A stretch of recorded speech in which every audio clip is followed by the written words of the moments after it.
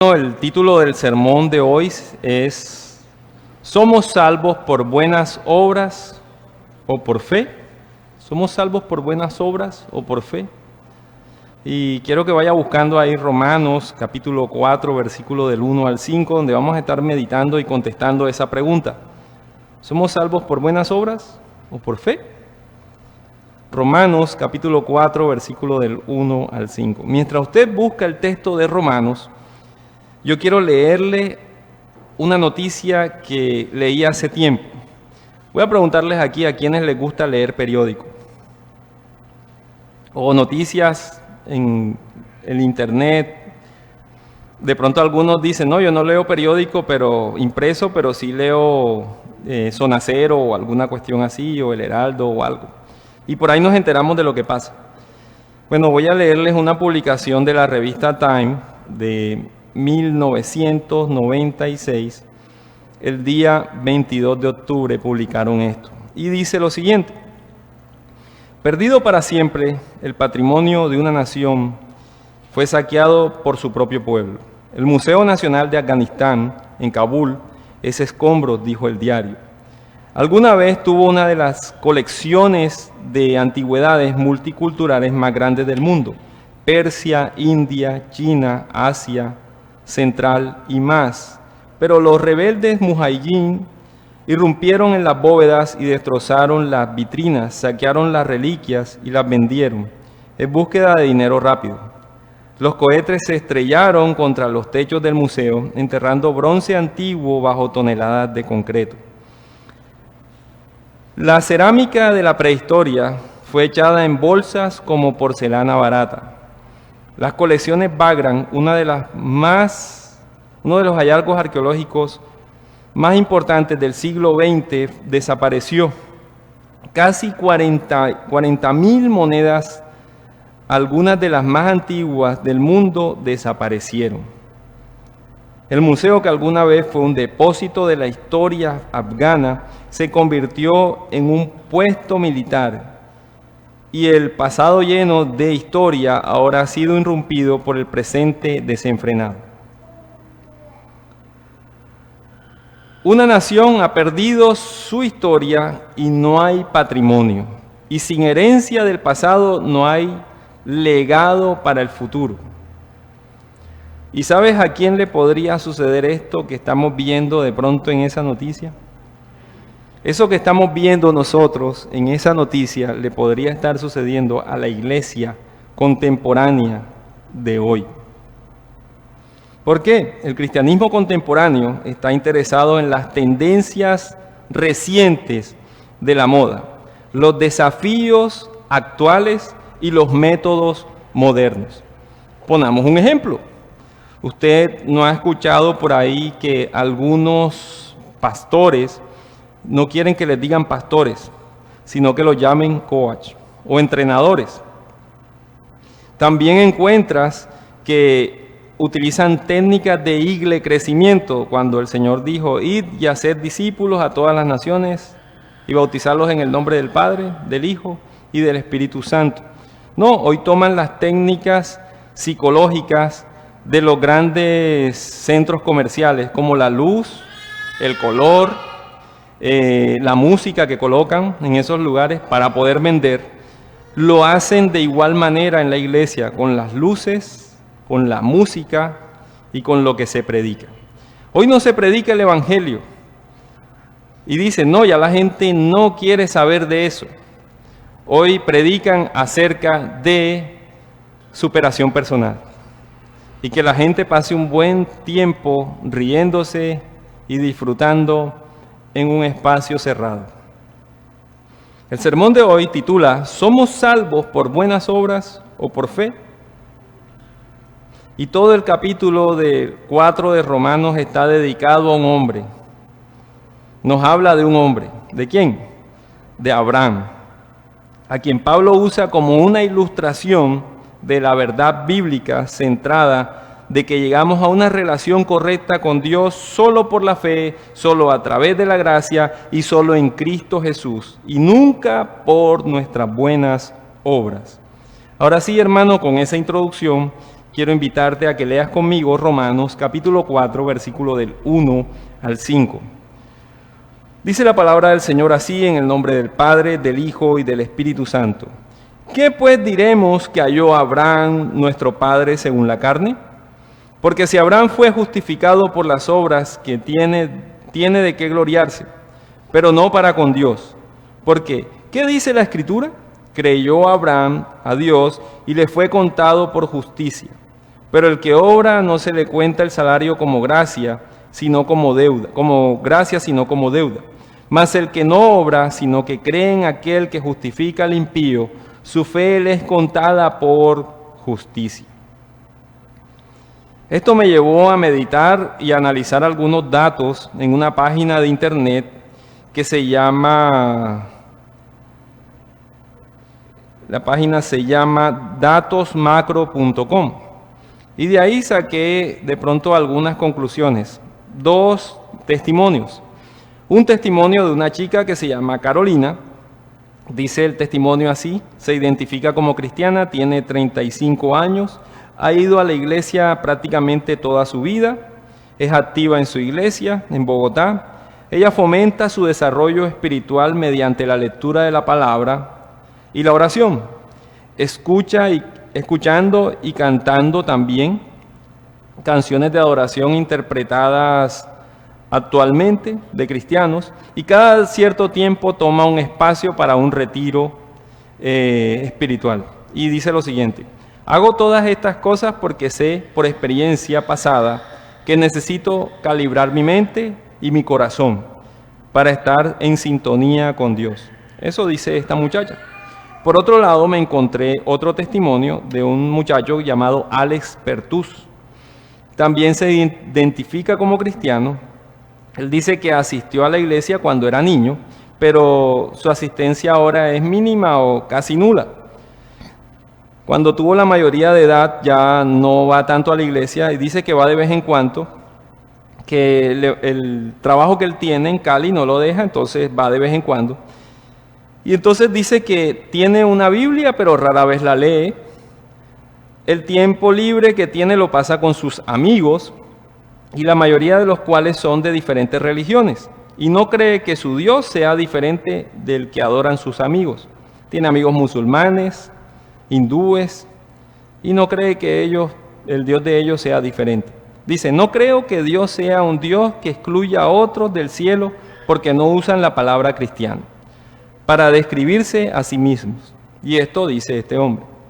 El estudio de esta página nos dice que el país, Colombia, tiene el 97.0% de cristianos.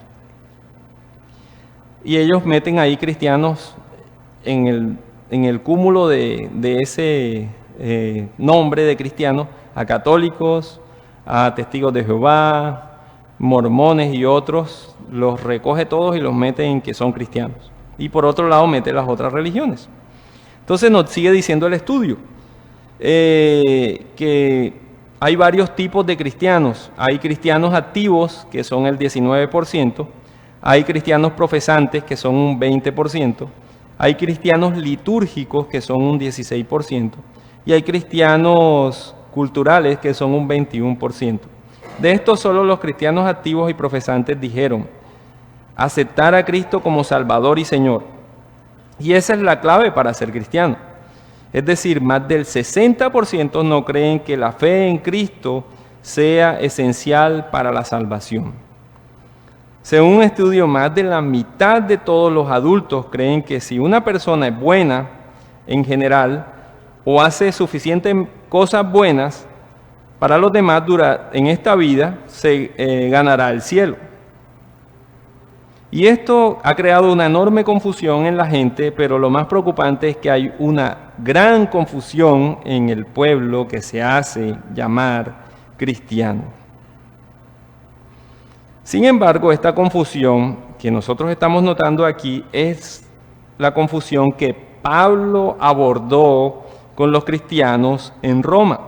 Pablo escribió esta carta a los romanos para explicarles las buenas nuevas de Dios. Y podemos ver eso desde Romanos capítulo 3, versículo 21. Y lo podemos ver en estos capítulos donde explicó claramente la justificación por la fe. Pablo comenzó a explicarlo claramente en esos textos, que no es por su propia justicia que nosotros podemos ser salvos. Y entonces, ¿cómo lo hizo? Como mencioné anteriormente, en el capítulo 4 de Romanos, está hablándonos acerca de ¿quién? Abraham, a quien Pablo usa como una ilustración para explicar todo lo que él había explicado, a explicar esta verdad bíblica. Llegamos a una relación correcta con Dios solo por la fe, solo por la gracia y solo en Cristo y nunca por nuestras buenas obras. Entonces, ¿somos salvos por buenas obras o por la fe? Vamos a ver lo que dice la Escritura acerca de esto. Pablo comienza con una pregunta. ¿Qué pues diremos que ganó Abraham, nuestro antepasado según la carne? Él se dirigió al referente de ellos, de judíos y a los gentiles que iban llegando. Él estaba preguntando. Para los judíos el referente máximo era Abraham. Si tú decías algo contra Abraham, te podías ganar un golpe. Estamos de acuerdo que Abraham es un ejemplo supremo, un hombre que fue salvo y en una relación correcta con Dios. Pero vamos a mirarlo en detalle a la vida de Abraham. Entonces, mira lo que dice Romanos 3:30. Pablo afirma tanto a judíos como gentiles esta verdad en Romanos 3:30. Mira lo que dice Romanos 3:30. Dice la palabra de Dios, porque Dios es uno y Él justifica por la fe a los de la circuncisión y por medio de la fe a los de la incircuncisión. Por la fe el Señor justifica ¿a quiénes? A judíos y a gentiles. Por la fe justifica el Señor a judíos y a gentiles. Y dice el versículo 2, Pablo dice, Abraham fue justificado por las obras. Si fue justificado por las obras, tiene de qué gloriarse, pero no fue por las obras de la ley, no delante de Dios. Pablo introduce aquí lo que llamamos una condición contraria al hecho. Pablo nos está indicando aquí que Abraham no fue justificado por obras. Y él está imaginando algo hipotético. Si hubiera sido por obras, no tendría de qué gloriarse. Y entonces, ¿por qué? Y él lo explica mirando a Abraham, que fue por la fe. Mira el versículo 3 lo que dice. Pablo apela a Dios y a la verdad divina infalible escrita en Génesis 15:6. Y nos habla de Abraham. Dice, Abraham creyó a Dios y le fue contado por justicia. Entonces, si Abraham creyó en Génesis, nos dice esto, capítulo 12 nos dice esto, capítulo 15:6 nos dice esto, ¿qué pasó en el capítulo 12? Moisés fue inspirado por Dios para escribir acerca de Abraham y nos habla un poco acerca de quién era Abraham. Abraham creyó a Dios no sobre ninguna base humana. ¿Quién era Abraham? Cuando a Abraham se le apareció Dios, ¿él conocía a Dios? Abraham venía de una ciudad que se llama Ur de los Caldeos. Dice que más o menos tenía como 3,000 habitantes esa ciudad. Y esa ciudad era importante porque era comercial, pero esa ciudad era idólatra. Esa ciudad que quedaba situada cerca del río Éufrates y que se conoce hoy, que podemos conocer como la actual Irak. Esa ciudad de Ur de los Caldeos tenía muchos adelantos en astronomía, en agricultura, en tejidos, en educación y todas estas cosas. Incluso los magos o astrólogos que visitaron a Jesús en Belén, muy probablemente era que fueran de esa región. Entonces, Abraham era pagano y no conocía a Dios, y Dios, en un acto soberano de su voluntad, llegó y escogió a ese hombre y le dio una promesa. Entonces, en ese momento Abraham no quería saber nada de Dios y el Señor llegó. Ahora yo le pregunto a usted, ¿usted se acuerda cuando llegó Cristo a su vida? ¿Cómo era su vida antes? ¿Cómo era su vida antes? ¿Sí recuerda? ¿Te interesaban las cosas de la iglesia o de Dios? Por lo general no nos interesaba. Nos interesaban otras cosas, las cosas del mundo. Algunos el carnaval, otros tomar y otras cosas, paseo a playa, estar en un domingo aquí, no, vámonos para playa y estar en otro lugar, en otra situación. Eso era lo que nosotros vivíamos normalmente. No buscábamos a Dios. Incluso de pronto en algún hoja de vida nos preguntaban, ¿usted es creyente, es cristiano? ¿Y qué decíamos normalmente? Sí. ¿Y por qué decíamos eso? Porque decíamos, mi padre es católico, mi mamá es católica, yo también. O mi papá es cristiano, evangélico, mi mamá también, yo voy a poner que yo también. Pero no decíamos con una convicción, no había convicción. Y entonces la pregunta es, la palabra de Dios nunca da una razón para la elección de Abraham por parte de Dios.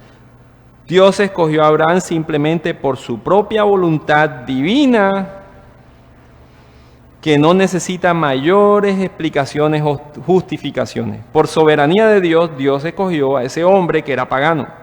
Por soberanía de Dios, Dios nos escogió a nosotros, que estábamos lejos de la ciudadanía de Dios y que estábamos también como Abraham en la misma condición de pecado. Dios nos llamó. Y por eso estamos hoy en esta iglesia. Entonces Dios llama a Abraham y le dijo lo siguiente en Génesis 12, 1, 3. Mira lo que dice el Señor. Vete de tu tierra, de tu parentela y de la casa de tu padre a la tierra que te mostraré. Y haré de ti una nación grande y te bendeciré y engrandeceré tu nombre y serás bendición. Bendeciré a los que te bendigan y a los que te maldijeren maldeciré. Y serán benditas en ti todas las familias de la tierra. Sin más garantías que la palabra de Dios, Abraham dejó su negocio, su tierra natal, sus amigos, sus posesiones, la mayoría de sus parientes, y se fue ¿a dónde?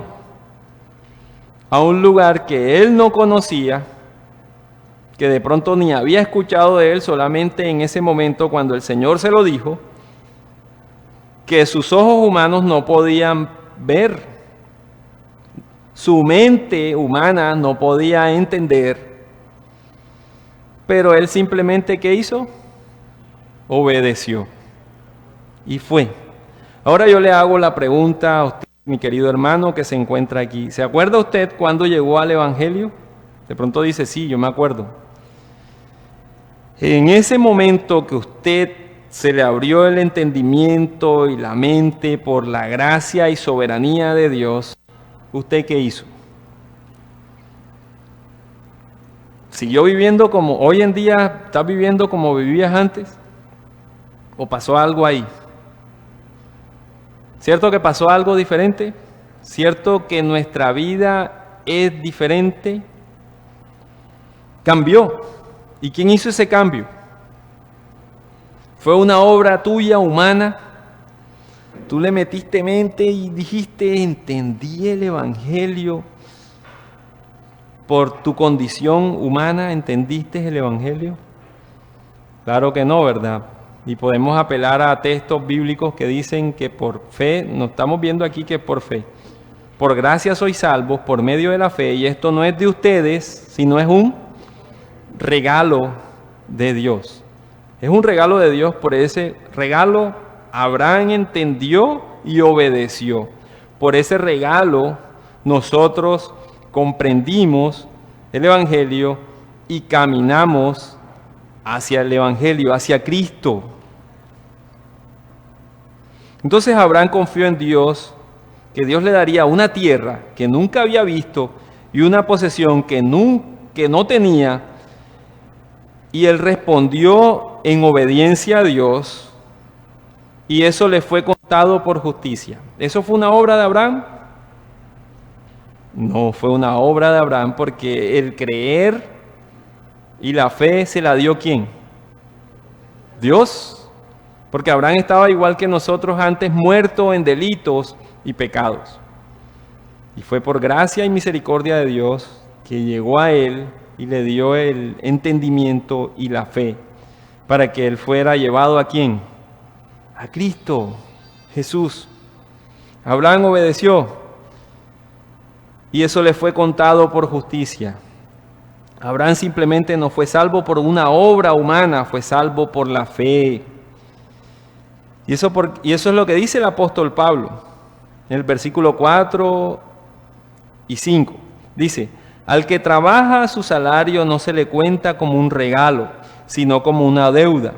Y al que no obra, pero confía en aquel que justifica al impío, su fe le es contada por justicia. Nosotros somos justificados por la obra de Cristo. Y Pablo está aclarando que la obra de la salvación no es obra humana. Entonces nos lleva a lo siguiente. Las buenas obras son aceptadas por Dios siempre que sean 100% perfectas. Yo le pregunto a usted, mi hermano, ¿usted hace una obra 100% perfecta? ¿Verdad que no? Y nos podemos ir atrás. Cuando nosotros nacimos, ¿cómo nacimos? Algunos dicen lo siguiente, no, cuando uno nace o cuando un niño nace, nace bueno y la sociedad lo corrompe. ¿Sí has escuchado eso? El niño nace bueno y la sociedad lo corrompe. Pero pongámosle un poco de lógica. Oye, si el niño nace bueno y la sociedad lo corrompe, ¿la sociedad es qué? ¿La sociedad quién la conforma? Lo conforman personas como ese niño. Lo conforman personas como ese niño. Entonces, el problema no es la sociedad. El problema somos nosotros. Porque nosotros nacemos, dice la palabra, en delitos y pecados. Lejos de la ciudadanía de Dios. Y podemos ver eso ¿dónde? En el Antiguo Testamento, en Génesis. ¿Se acuerdan Adán y Eva? ¿Sí se acuerdan? ¿Qué pasó con los descendientes de Adán y de Eva después de que pecaron? Dice la palabra de Dios que del día que comieres del árbol ciertamente ¿qué? Morirás. Quedaron condenados. Entonces toda su descendencia, la descendencia de Adán y Eva, está condenada. ¿En qué? En muerte. Está condenada a muerte. Entonces, lo que ellos hagan sin Cristo, sus obras van a ser ¿qué? Pecaminosas, contrarias a la voluntad de Dios. Entonces sus obras no van a ser 100% perfectas. No tendrán ni el 0.00000% de algo bueno. Van a ser 100% malas. Y uno dice, ¿y pero por qué dices eso? Pongo el ejemplo. Si tú coges a una persona que no es creyente, que no ha confiado en Cristo a través de la fe, solo por la gracia, solo en Jesús, esa persona coge y compra unos mercaditos y se los lleva a gente que necesita el mercadito y se los lleva y se los entregas. ¿Él está haciendo una buena obra delante de Dios? Delante de nosotros, con estos ojos carnales, ¿está haciendo una buena obra? Nosotros podríamos decir, sí, pero ahora, delante de Dios, ¿cómo Dios ve esa obra de ese hombre que no tiene a Cristo? Esa buena obra que no tiene a Cristo. ¿Cómo la ve Dios? ¿Cómo la ve el Señor? Por allá en los evangelios hay un texto que habla de esto y dice el Señor Jesús, si ustedes siendo malos dan buenas cosas a sus hijos, porque si su hijo le pide pan, no le vas a dar una serpiente, no le das una serpiente. Entonces está diciendo el Señor allí que nosotros, siendo malos, hacemos cosas malas. Y no inclusive, no porque se vean buenas, es mala. Delante del Señor dice, las buenas obras de nosotros son como trapos de inmundicia delante del Señor. Entonces tendría que venir la simiente de la mujer.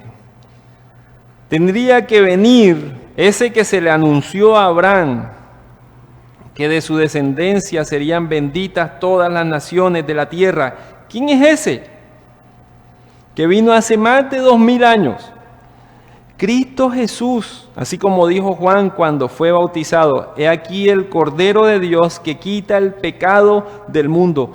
He aquí Cristo, el unigénito del Padre, perfecto, sin pecado, que puede cumplir esta ley. Tenía que venir Cristo y cumplir la ley 100% perfecta para nosotros poder redimirnos a través de su vida, de su encarnación, vida, ministerio, muerte y resurrección. Esa es la única obra perfecta. Ningún ser humano puede justificarse delante de Dios con cualquier obra que pueda hacer, porque sus obras son malas, no sirven. Ninguno es justo, ni aun uno, no hay quien entienda, no hay quien busque a Dios. Nadie hace el bien, ni siquiera uno. Romanos capítulo 3, versículos 10 al 12. El único cuyas buenas obras son 100% perfectas es Jesucristo. Y Dios aplica sus buenas obras a nuestra cuenta. Y por eso nos justifica por la fe. Y por eso nosotros debemos mirar solamente a Cristo Jesús. Voy a hablarles acerca de un predicador, no sé si usted los ha escuchado o ha leído de pronto algún libro de él, Charles Spurgeon. ¿Sí has escuchado hablar de él? Fue pastor en Londres en 1854, cuando tenía 19 años. Cuando tenía esa edad, su iglesia donde él predicaba tenía 232 miembros. Pronto comenzó a llenarse y a llenarse más y le tocaba decirle a las personas que ya eran miembros, vengan más tarde para atender para predicarle a los que no han escuchado el Evangelio. En años posteriores dice que predicó a 6,000 personas, luego llegó a predicarle a 24,000 personas y durante todo el tiempo de su vida le predicó a 10 millones de personas y todo eso lo hizo cuando no existían los medios de comunicación, ni micrófonos, ni internet, ni WhatsApp, ni YouTube, ni Facebook, ni nada de esto. También se convirtió en el predicador más leído de la historia. Hay muchísimo material de él escrito y también se le apodó el príncipe de los predicadores. Pero ¿sabes cómo llegó al Evangelio Charles Spurgeon? Yo te voy a decir cómo llegó. El domingo 6 de enero de 1850, este hombre iba para su iglesia, pero había una fuerte tormenta de nieve. Y no pudo llegar a su iglesia, sino que se desvió por una calle y al final de esa calle había una pequeña capilla y ahí se metió. En ese lugar habían unas cuantas personas cerca del fuego para calentarse y quitarse ese frío terrible que existía. Y el predicador que iba a dirigir el servicio ese día no pudo llegar por la fuerte tormenta. Entonces un hombre delgado de ese grupo de personas que estaban ahí se levantó y leyó Isaías 45, versículo 22. Isaías 44, versículo 22. Mira lo que dice la palabra de Dios ahí. Isaías 44, versículo 22. 45, perdón. Versículo 22.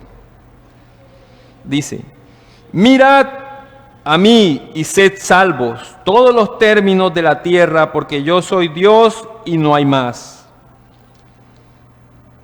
Dice Charles Spurgeon que ese hombre estaba buscando a tientas qué decir, pero lo único que decía ese hombre y repetía en voz alta es: mirad a mí y sed salvos todos los términos de la tierra. Y como sucede normalmente a las personas cuando llegan a la iglesia, que no se sientan en las bancas de adelante, sino que llegas como cristiano de la secreta y te sientas en la parte de atrás. Así de igualmente se sentó Charles Spurgeon allá atrás, y dice que ese hombre delgado con su dedo huesudo lo señaló y le gritó: mirad, joven, mirad a Cristo. Y el joven miró a Cristo. Mientras él regresaba, decía esto: mira, mientras caía la nieve en mi camino a casa, desde la pequeña casa de oración, pensé que cada copo de nieve hablaba conmigo y me contaba sobre el perdón que había encontrado. Al llegar a casa, su madre vio su expresión y exclamó: ¿algo maravilloso te sucedió? Y Charles Spurgeon fue salvo. Le dijo: fui salvo, pero no fue salvo por buenas obras. Más bien fue salvo por la fe en el Señor Jesucristo. Para terminar este sermón, quiero que prestemos atención a 5 cosas, 5 aplicaciones prácticas que encontramos en esta palabra. Primero debemos afirmar la importancia de las Escrituras. Pablo tomó 3 capítulos en Romanos para explicarnos la gran necesidad y el remedio perfecto de Dios para esa necesidad que nosotros tenemos de Cristo. Y aquí el punto de probar y remachar su argumento está listo para todos en lo que él ha dicho en el Antiguo Testamento, cuando utilizó a Abraham como un ejemplo. No hay necesidad de especular o discutir más para nosotros. De la misma manera, cualquier declaración clara de la Biblia sobre esta verdad es infalible. Nuestra máxima autoridad siempre debe de ser la Escritura. Y vemos como Pablo nos mostró con ese ejemplo del Antiguo Testamento claramente que la salvación no es por obras, sino solamente y únicamente a través de la fe, por gracia y solo en Cristo Jesús. Segundo, tratar de ser salvos por buenas obras es inútil. Es inútil. Abraham era un buen hombre, incluso un gran hombre, un modelo de piedad del Antiguo Testamento. Sin embargo, Abraham no fue salvo por buenas obras o cosas buenas que él hizo. Si él no pudo ser salvo por buenas obras, es seguro y inútil que nosotros también no podemos ser salvos por alguna cosa piadosa que nosotros hacemos. Solo debemos depositar nuestra confianza y nuestra fe solamente en Cristo Jesús y podemos mirar claramente a nuestro Señor y Salvador. Tercero, podemos tener confianza en el Evangelio. Hoy en día se habla de muchas cosas que no son el Evangelio y son cosas que dan ganas de escucharlas. Son cosas que animan a escuchar, que te digan de superación personal, que te hablen de prosperidad, que te hablen de que tú vas a alcanzar el éxito y la fortuna, que te digan que te va a ir bien, que vas a tener salud, que vas a prosperar. Todas esas cosas, como dice Pablo, son basura. ¿Recuerdas el antifonal? ¿Recuerdan el antifonal? Pablo dijo en el antifonal eso. Todas esas cosas son basura. No sirven de nada. Solamente y únicamente tenemos que confiar en Cristo Jesús, no en las palabrerías de los hombres. Las palabrerías de los hombres se las lleva el viento, pero la palabra de Dios permanece para siempre. Abraham fue salvo, no por alguna habilidad que él tuviera. Fue salvo por la obra completa y terminada de Cristo Jesús. Si Cristo Jesús salvó a un pagano como Abraham, ¿cuánto más puede salvar a paganos como nosotros en un mundo moderno, hoy, ahora? Si confiamos en su poderoso evangelio. Cuarto, no somos salvos por la cantidad de nuestra fe, sino por el objeto de nuestra fe. Muchas personas piensan que son salvas por la cantidad o la sinceridad de su fe. Y muchas personas son sinceramente equivocados. ¿Sabes por qué? Porque depositan su fe en cosas absurdas. Depositan su fe en un pastor, depositan su fe en una denominación, depositan su fe en cosas que ellos creen que son verdad, dejando de lado lo que la Escritura dice. Algunos dicen, sí, yo soy salvo porque yo creo que Jesús vino y vivió allá en esa región.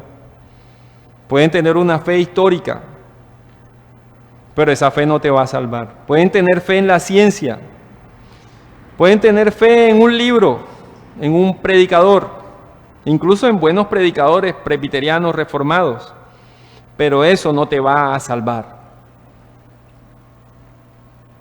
Su fe tiene que estar depositada en el objeto de la fe. ¿Y el objeto de la fe quién es?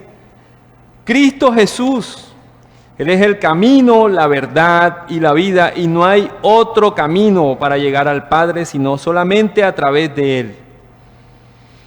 Por eso recuerda lo que se le decía a Charles Spurgeon: mira, joven, mira a Cristo.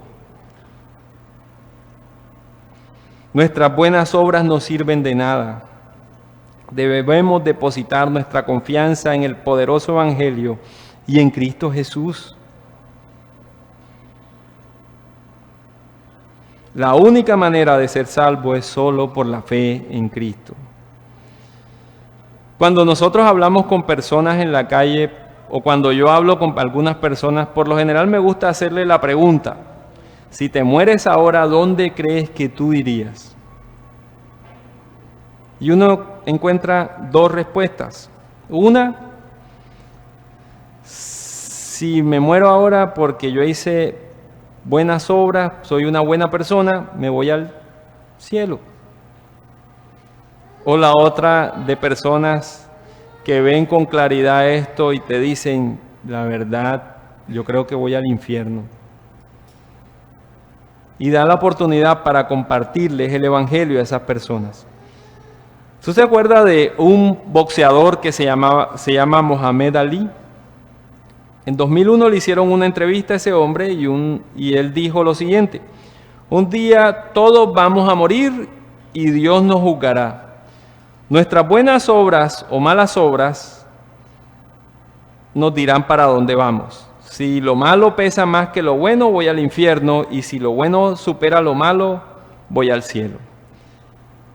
Esa declaración de este hombre hace parte del porcentaje de personas que confían en sí mismo y en las buenas obras para ser salvo. Desafortunadamente esto es profundamente erróneo. Nadie, ni siquiera Abraham, se salvó por las buenas obras. La única manera de ser salvo es por la fe a través de Cristo. Y eso nunca debemos nosotros olvidarlo. Y nunca debemos dejar de recordarlo. Porque si nosotros dejamos de recordar esta verdad gloriosa, la iglesia perderá el sentido. Y se perderá así como se perdieron esas obras de historia. Si nunca lo has hecho, alguna persona aquí nunca lo ha hecho, nunca ha visto a Cristo, yo te digo como se le dijo a Charles Spurgeon: Mira, joven, mira, adulto, mira a Cristo para ser salvo. Que el Señor nos ayude, hermanos, a poder digerir esta verdad y a vivir esta verdad cada día. Padre amado, Dios bendito, Señor, te damos gracias por tu palabra y por tu poderoso evangelio, Señor. Te damos gracias, Señor, porque tú nos muestras nuestra flaqueza, tú nos muestras nuestra debilidad y nuestra miseria, Señor. Somos pecadores y no podemos hacer nada para ser salvos, pero fuimos rescatados por tu obra, por tu gracia, por tu misericordia, por tu soberanía, a través de la fe, por gracia, y solo en tu Hijo amado, Cristo Jesús, que es nuestro Señor. Padre, te damos gracias, Dios, porque nos has mostrado esta verdad gloriosa. Y te damos gracias, Señor, porque de ella depende nuestra vida eterna. Te damos gracias, Señor, porque de ella depende que nosotros nos llamemos cristianos. Te damos gracias, Dios, porque nos has dado una nueva vida. Así como le dijiste a Nicodemo que tendría que nacer de nuevo, nos has dicho a nosotros, Señor. Y te damos gracias porque esta vida que vivimos, Señor, y estas obras que hacemos ahora, entendemos que no son de nosotros, son tuyas, Dios. Padre, te damos gracias en el bendito nombre de Cristo Jesús. Amén.